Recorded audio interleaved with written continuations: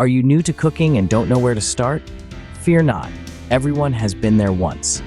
Today, we are taking the mystery out of the kitchen by introducing 5 simple, yet delicious recipes that would turn anyone into a budding chef.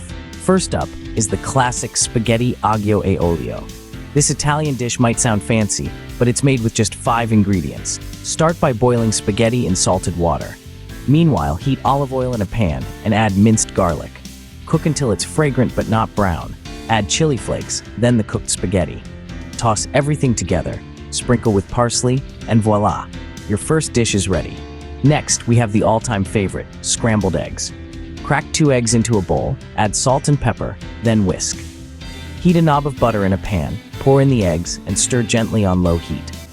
Once the eggs start to set, but still have a soft, creamy texture, remove from heat. Serve on toasted bread for a perfect breakfast. Third on the list is a refreshing Greek salad. Chop tomatoes, cucumbers, red onions, and bell peppers. Throw in some olives and feta cheese. For the dressing, mix olive oil, lemon juice, and dried oregano. Drizzle over the salad and give it a good mix.